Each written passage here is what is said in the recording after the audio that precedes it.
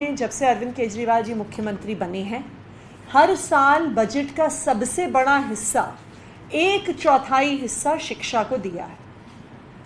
स्कूलों के अलावा, स्कूलों में जहाँ पर इंफ्रास्ट्रक्चर ठीक हुआ, फर्नीचर ठीक हुआ, टीचर्स की विदेश में ट्रेनिंग हुई, अरविंद केजरीवाल की सरकार ने हायर एजुकेशन में भी बहुत इन्वेस्टमेंट किया है।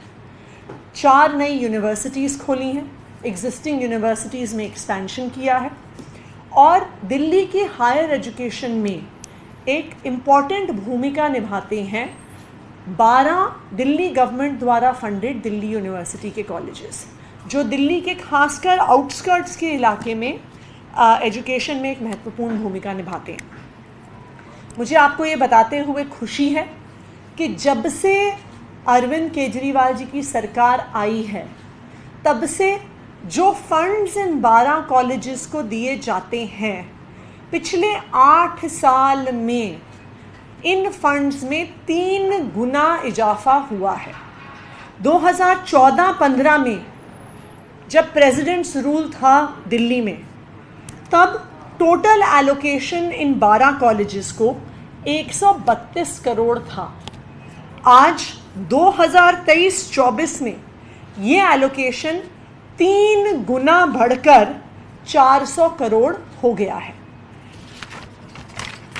इन कॉलेजेस में पिछले कुछ सालों से कई इश्यूज भी रहे हैं, कई फाइनेंशियल मिसमैनेजमेंट के इश्यूज सामने आए हैं, लेकिन अरविंद केजरीवाल जी की सरकार ने ये डिसीजन लिया है कि मैनेजमेंट की गलतियों की वजह से, किसी भी प्रकार की एडमिनिस्ट्रेशन द्वारा की गई इरेगुलरिटीज़ की वजह से उन कॉलेजेस के टीचर्स को और स्टूडेंट्स को सफ़र नहीं करना चाहिए। सो इवन दो अभी भी कुछ कॉलेज का ऑडिट चल रहा है, इन कॉलेजेस की इंस्पेक्शन चल रही है, फिर भी टीचर्स के इंटरेस्ट को ध्यान में रखते हुए और इस बात को भी ध्यान में रखते हुए कि कई टीचर्स के मेडिकल बेनिफिट्स, पेंशन बेनिफिट्स इस फाइनेंशियल मिसमैनेजमेंट की वजह से रुके हुए थे, टीचर्स के वेलफेयर को ध्यान में रखते हुए आज दिल्ली सरकार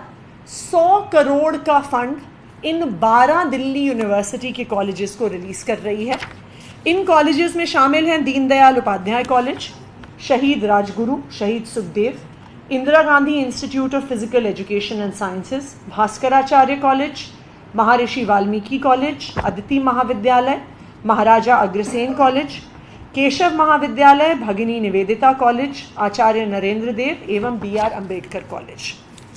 आगे भी जो ऑडिट की प्रक्रिया है, किसी भी प्रकार की अगर फाइनेंशियल इरेगुलरिटी कहीं पर भी एडमिनिस्ट्रेशन द्वारा पाई गई हमारे ऑडिट्स में, हमारे इंस्पेक्शंस में, तो इन कॉलेजेस की एडमिनिस्ट्रेशन पर सख्त से सख्त कार्रवाई होगी। लेकिन टीचर्स सफ़र ना करें, उनको अपनी सैलरी टाइम पे मिले, उनको अपने मेडिकल बेनिफिट्स टाइम पे मिले, उनको अपने पेंशन बेनिफिट्स टाइम पे मिले, इसलिए 100 करोड़ का फंड इन 12 कॉलेजेस को रिलीज़ किया जा रहा है।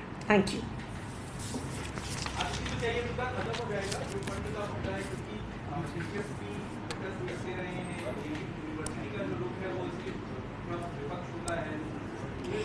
देखिए, हमारी ये कोशिश है, हमारे इसमें 2 क्लियर एजेंडाज हैं। सबसे पहले बच्चों को अच्छी से अच्छी शिक्षा मिलनी चाहिए और बच्चों को अच्छी शिक्षा मिलने के लिए टीचर्स की चाहे सैलरी हो, मेडिकल हो, पेंशन बेनिफिट्स हो, उनको मिलना ज़रूरी है।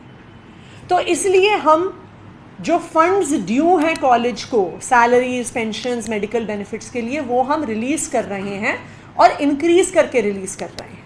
जैसा मैंने कहा, इस साल पिछले साल के भी कंपैरिजन में फ़ंड्स काफ़ी बढ़ाए गए हैं। इस साल बजट में 400 करोड़ का एलोकेशन रखा गया है कि जो टीचर्स के इश्यूज़ हैं वो रिजॉल्व। लेकिन हमारी सरकार किसी भी फाइनेंशियल इरेगुलरिटी के प्रति ज़ीरो टॉलरेंस रखती है। तो जो ऑडिट की प्रक्रिया है, पिछले कुछ महीनों में दिल्ली सरकार के सेक्रेटरी द्वारा, डायरेक्टर द्वारा, अकाउंट्स ऑफिसर्स द्वारा लगातार इंस्पेक्शन का प्रोसेस चल रहा है। अगर कोई भी फाइनेंशियल इरेगुलरिटी उसमें निकलती है तो कंसर्न्ड एडमिनिस्ट्रेशन पर एक्शन होगा।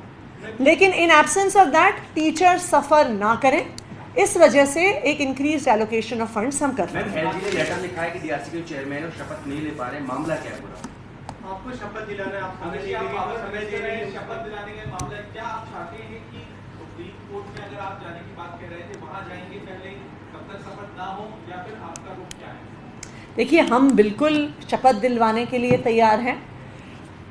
हम संविधान का पालन करने में विश्वास करते हैं, पर मुझे इस बात का अचंभा है कि वो एलजी साहब जो डीआरसी चेयरपर्सन की फाइल 6 महीने तक रखकर बैठे हुए थे, अगर 3 वर्किंग डेज के बाद का समय शपथ द्वारा दिया जाता है तो अब वो संविधान की दुहाई देने लग गए हैं।